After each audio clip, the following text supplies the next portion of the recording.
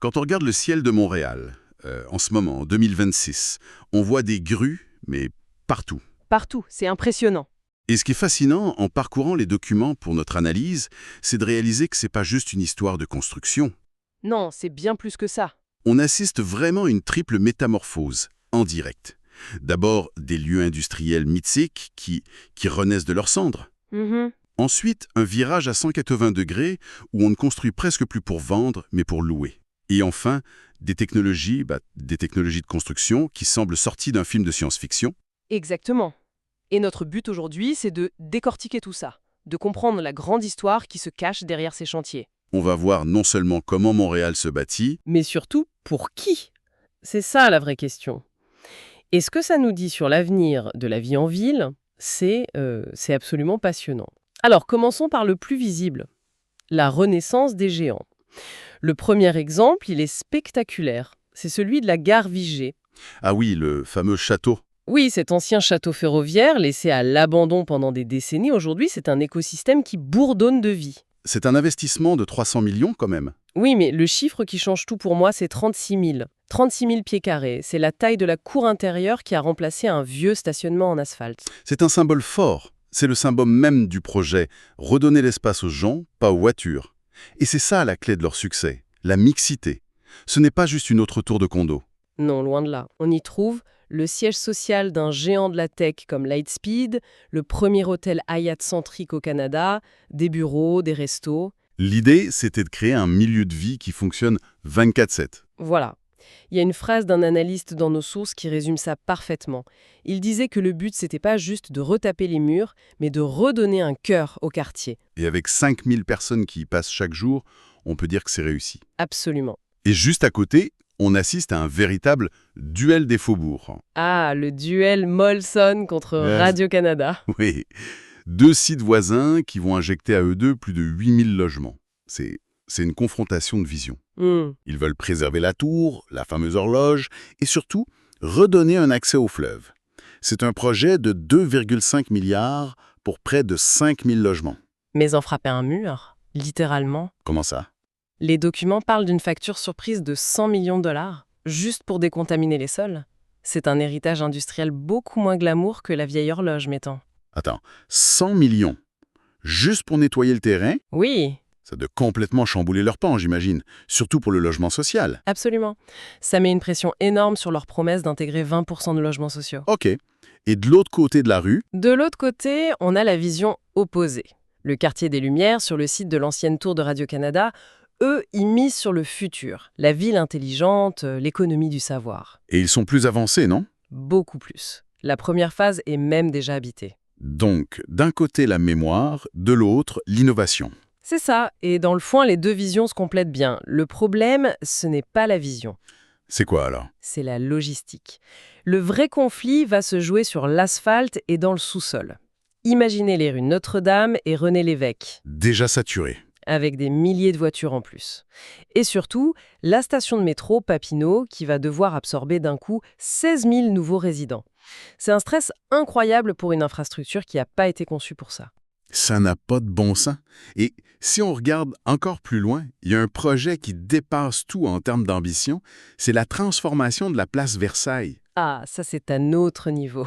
On parle de prendre un centre d'achat de 1963, un îlot de salaire de 17 hectares, et de le remplacer par une communauté durable. C'est pas une rénovation, là. C'est la création d'une petite ville. Les chiffres sont impressionnants. 500-800 logements. C'est l'équivalent de la population de Sainte-Anne-de-Bellevue qui va pousser à la place d'un centre d'achat. Et ce projet soulève la question fondamentale derrière tous ces chantiers. Qui pourra réellement y vivre? Exactement. Et c'est là qu'on arrive à la deuxième grande révolution, celle qu'on ne voit pas en regardant les grues. Le plus grand bouleversement, peut-être, c'est que Montréal est en train de devenir une ville de locataires. On ne construit pratiquement plus pour l'accession à la propriété. La question, c'est pourquoi? Pourquoi ce virage à 180 degrés? La réponse est purement mathématique. Avec la hausse des taux d'intérêt, l'équation financière des promoteurs a complètement changé. C'est-à-dire que les acheteurs de condos n'arrivaient tout simplement plus à se qualifier pour les prêts hypothécaires. Précisément, les préventes se sont effondrées. Mais en même temps, le locatif est devenu une mine d'or. Ah oui, Pour un promoteur, un rendement à long terme de 11 à 14% sur un immeuble locatif, c'est beaucoup plus alléchant qu'une vente unique dont le profit est incertain. Ok, je vois. Et puis, il y a eu le coup de grâce. L'abolition de la TPS sur la construction de logements locatifs. Voilà. Du jour au lendemain, ça a rendu ces projets massivement plus viables. C'était le signal que tout le monde attendait. Et on a vu des promoteurs historiquement dédiés aux condos. Comme le groupe Corum ou Rachel Julien, oui, ils ont pivoté à toute vitesse vers des projets 100% locatifs. Le résultat, c'est qu'on se dirige vers une société de locataires. Les chiffres dans les sources sont frappants. Une maison unifamiliale médiane à près de 800 000 $, un condo à 470 000. Pour beaucoup de familles, la location, c'est plus un choix, c'est la seule option. Et ça crée une nouvelle fracture sociale. Ce qui est frappant, c'est pas juste l'écart entre le loyer d'un 4,5 neuf, qui frôle les 200-300 $, et le loyer moyen sur l'île, qui est autour de 1150 $. C'est le double. Et le double.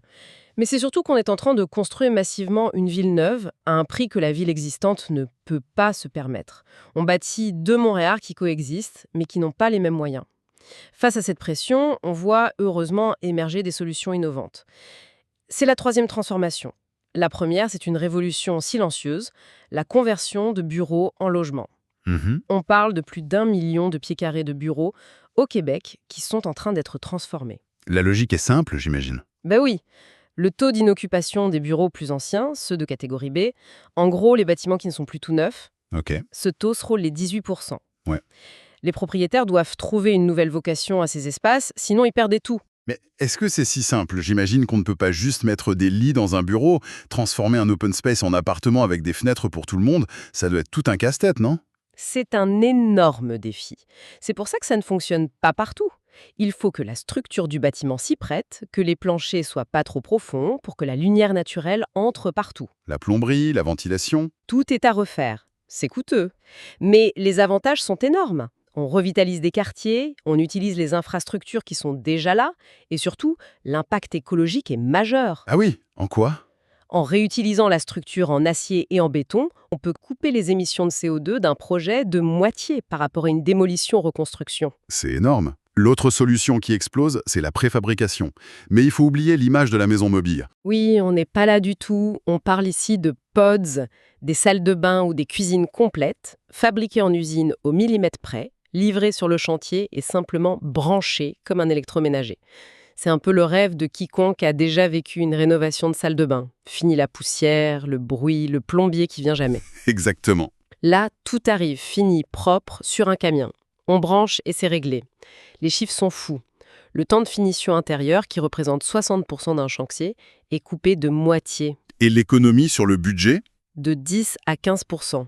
Et pour le voisinage, c'est 70% de bruit en moins. C'est majeur. Les sources citent le projet Avenir La Chine, où 40 unités ont été assemblées sur le site en seulement 10 jours. 10 jours. Un chantier qui aurait paralysé le quartier pendant des mois et réduit à quelques semaines de grutage.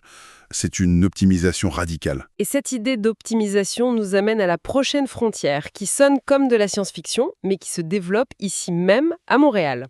L'impression 3D de béton. Exactement, au cégep André Lorando et à l'ETS. Quand j'entends ça, j'ai l'impression d'être dans un film. Concrètement, ça ressemble à quoi sur un chantier? C'est un robot géant avec une poche à pâtisserie? C'est exactement ça, mais à une échelle gigantesque.